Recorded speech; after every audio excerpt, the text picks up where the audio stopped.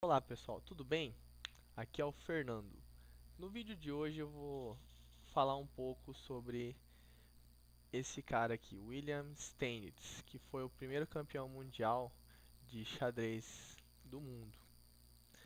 Tiveram outros jogadores fortes antes dele, como por exemplo Paul Morphy e Adolf Anderssen, são bastante conhecidos. Tem umas partidas com sacrifícios de peça. Coisa genial do xadrez. São chamados os enxadristas da época romântica, em que era o ataque all-in, né? Você ir pra cima com tudo do rei adversário era o que ganhava as partidas. E o que dava mais fama e que deixou o xadrez ser um jogo tão popular na época. Assim, popular nos limites que dava pra ser, né? Mas que deixava a partida bonita, aquele sacrifício que você fala, puxa, que combinação interessante. Esse cara aqui foi o precursor de uma escola de xadrez mais posicional. Ele também tinha. Opa, que é isso? Bom, ele era precursor de. Foi precursor da escola posicional de xadrez, né? Ele tinha alguns princípios que ajudavam ele a ganhar mais partidas do que os outros na média. Mas ele também tinha partidas com sacrifício, ele era um gênio combinativo também, combinatório. Bom, esse site aqui é o chessgames.com. Nele vocês podem. Aqui, deixa eu abrir uma nova aba.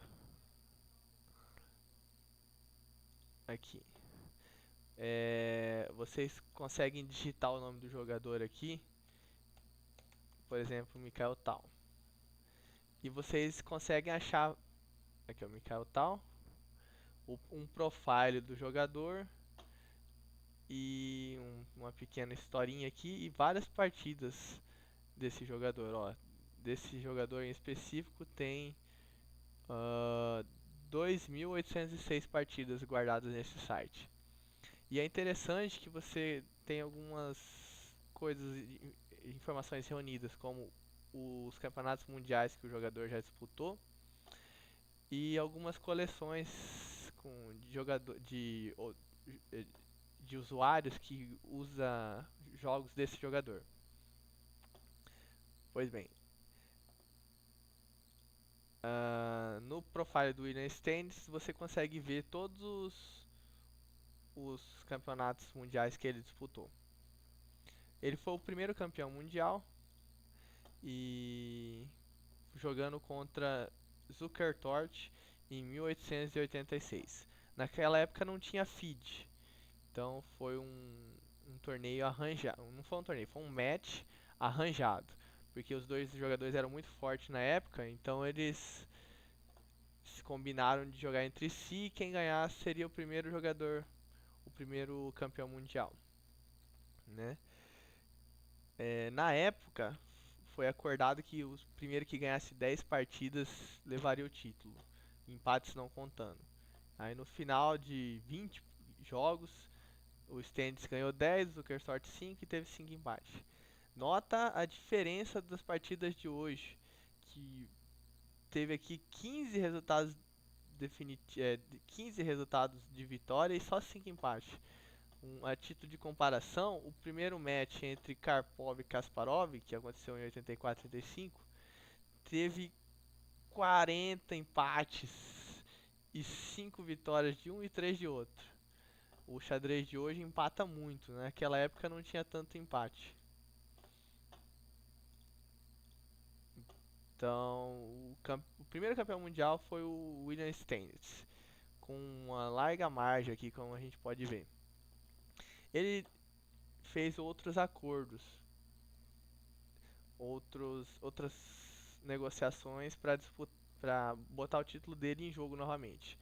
O segundo jogador que ele bateu foi o Tigorin, que era um jogador romântico muito forte na época. Ele era bem combinatório também, mas foi vencido contundentemente com uma margem de 10 para 6.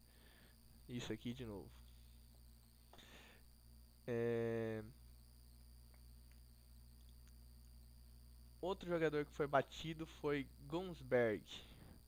em 1890. E o último jogador a ser batido foi novamente o Tigori em 1982, com um rematch, mas ele não chegou a ganhar.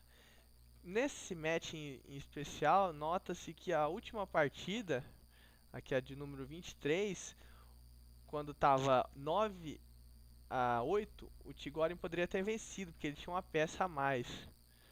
Mas só que ele errou, desprotegeu o peão de H e tomou um mate em 2, perdendo o match. Sacanagem, né? Foi um erro absurdo, assim, pro nível de campeonato mundial. E esse foi o último campeonato que o Stennis conseguiu defender. O próximo ele jogou contra um jogador chamado Emanuel Lasker, mas aí ele não conseguiu superá-lo. A grande contribuição desse jogador aqui, ele escrevia para várias revistas de xadrez, né? E ele deixou uma teoria de, de xadrez posicional mesmo. Ele jogava à frente da época. A época dele todo mundo queria sacrificar, atacar o rei. E ele não, ele tinha ideias mais posicionais. É dele a primeira ideia de acúmulo de pequenas vantagens. Na época, se achava que bispo e cavalo tinha o mesmo valor, mas o Stennis julgava que o bispo era um pouquinho superior, que é o que a gente acha hoje também, né? Principalmente para quem tem o par de bispo, essa vantagem. Claro, depende da natureza da posição, se é mais fechado ou mais aberto. Mas enfim, isso não era uma coisa que se conhecia na época. E ele tinha um estudo de finais também, se preparar para o final, que não era tão comum na época. Que o pessoal queria era mais da checkmate. E também não se importava tanto com a ala da dama, ataques onde o rei não estava.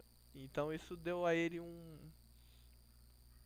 pezinho à frente do seu tempo, que conseguiu deixar ele 8 anos como campeão mundial. Bom, se vocês quiserem mais informações, vocês podem vir aqui no site do Chess Games e consultar por você mesmo. Eu fiz uma pequena pesquisa na internet também, é coisa fácil. Vocês podem obter essas informações por si só. No próximo episódio dessa, dessa série, espero trazer informações sobre o próximo campeão mundial, que foi o Emanuel Lasker. Então é isso. Obrigado, pessoal. Até a próxima.